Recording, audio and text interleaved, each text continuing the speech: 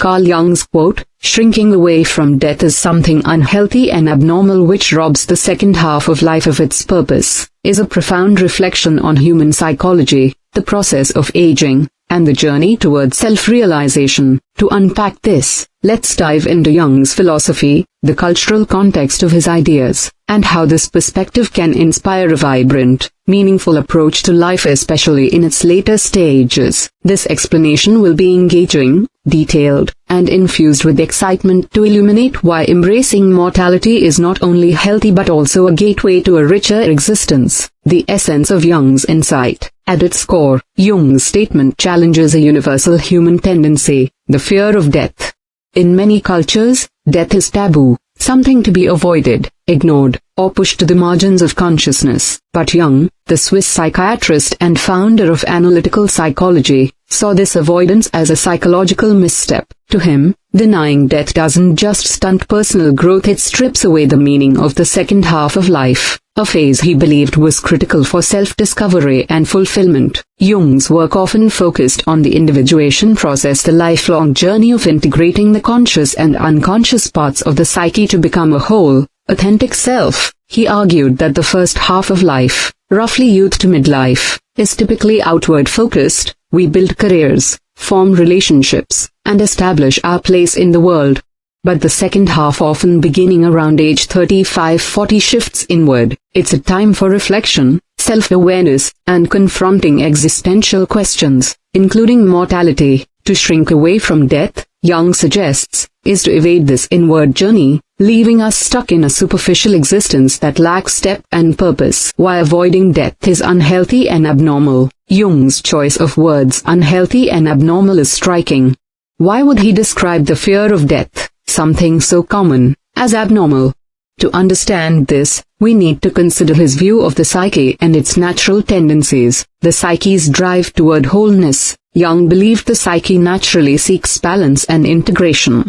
Death, as an inevitable part of life, is a fundamental aspect of existence that the psyche must confront to achieve wholeness. Avoiding it creates a psychological imbalance, like ignoring a piece of a puzzle.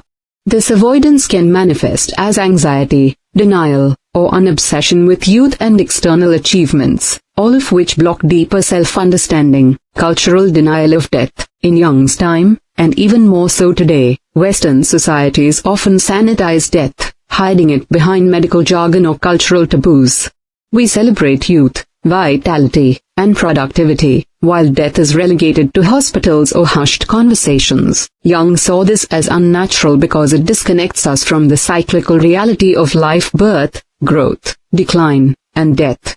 To him, embracing death as a natural process aligns us with the rhythms of existence, fostering psychological health. The shadow of death. Jung's concept of the shadow, the unconscious, often repressed parts of ourselves, includes aspects we fear, like mortality. By refusing to face death, we push it into the shadow, where it festers and influences us unconsciously, often through fear-driven behaviors like materialism or escapism. Confronting death, on the other hand, integrates the shadow, leading to greater self-awareness and freedom. The second half of life, a call to purpose. Jung's reference to the second half of life is where this quote truly shines. He believed this phase, roughly midlife onward, is not about decline but about transformation. It's a time to shift from external validation to internal growth, from doing to being. But what does this have to do with death? Death as a catalyst for meaning. Facing mortality forces us to ask big questions. What is my purpose? What legacy will I leave? Am I living authentically?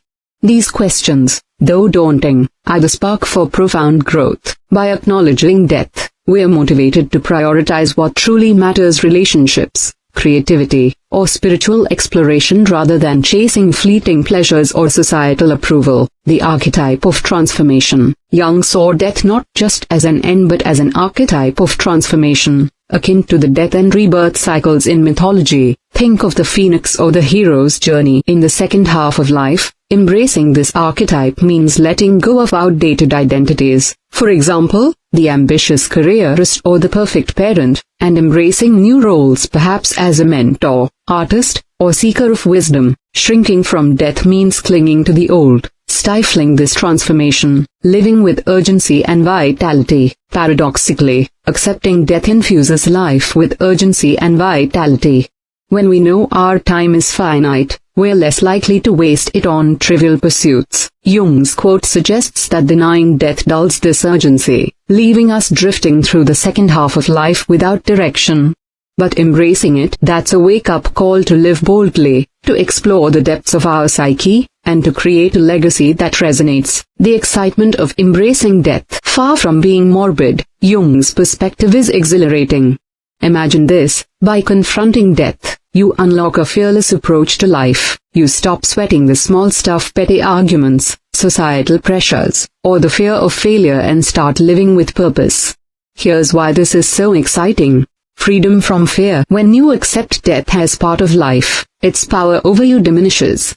You're free to take risks, pursue passions, and live authentically. Want to start that novel at 50? Travel the world at 60? Death's inevitability becomes a motivator, not a paralyzer. A deeper connection to the self. Jung believed the second half of life is when we connect with the self, the archetype of wholeness that transcends the ego. Facing death brings you face to face with this deeper part of yourself, sparking moments of awe, creativity, and spiritual insight. It's like discovering a hidden treasure within your psyche, a legacy of impact. By embracing mortality, you are inspired to leave a mark, whether through art, relationships, or contributions to your community. Jung's own life is a testament to this. In his later years, he produced some of his most profound works, like the Red Book, because he embraced the mysteries of life and death. Practical ways to embrace this mindset. So, how do you stop shrinking away from death and start living with purpose? Here are some practical, Jung-inspired ideas to make this philosophy come alive. Reflect on mortality. Journal about your thoughts on death. What fears come up? What excites you about your remaining time? Jung used active imagination to dialogue with his unconscious. Try it by visualizing a conversation with death as a figure. Explore your shadow. Identify what you're avoiding in life, perhaps regrets, unfulfilled dreams, or uncomfortable truths. Facing these is a step toward integrating death as part of your psyche's journey. Redefine success. In the second half of life, shift your focus from external achievements to inner growth. Ask yourself, what would make my soul feel alive? Maybe it's mentoring others, exploring spirituality, or creating art. Engage with symbols of death and rebirth. Jung was fascinated by myths and symbols. Explore stories, art, or rituals that depict death as transformation. For example, the myth of Persephone or the tarot's death card.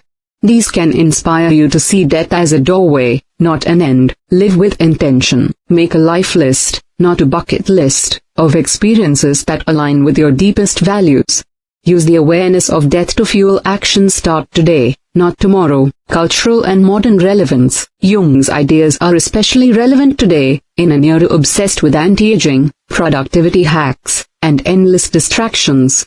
Social media bombards us with images of youth and perfection, while technology promises to extend life indefinitely. Yet, as Jung warned, this obsession with avoiding death can leave us spiritually empty. The rise of mindfulness, minimalism, and movements like death positivity, for example, death cafes or end-of-life doulas, echo Jung's call to embrace mortality as a path to meaning. Moreover, Jung's insight resonates across cultures. In Eastern philosophies like Buddhism, death meditation is a practice to cultivate gratitude and presence. In Mexican traditions like Dia de los Muertos, death is celebrated as a continuation of life. Jung's work bridges these perspectives, reminding us that confronting death is a universal human task, one that can unite us in our shared humanity. Conclusion: a life-changing perspective. Jung's quote isn't just a philosophical musing, it's a rallying cry to live fully, fearlessly, and authentically. By embracing death, we don't diminish life, we amplify it. The second half of life becomes a thrilling adventure, a chance to explore the depths of who we are and what we're here to do. Far from robbing us, death gives us purpose, urgency, and the courage to become our truest selves. So, let's take Jung's challenge to heart. Stop shrinking from death. Embrace it as a teacher, a guide, and a spark for transformation. The second half of life isn't about fading away, it's about igniting your soul's deepest potential. What could be more exciting than that?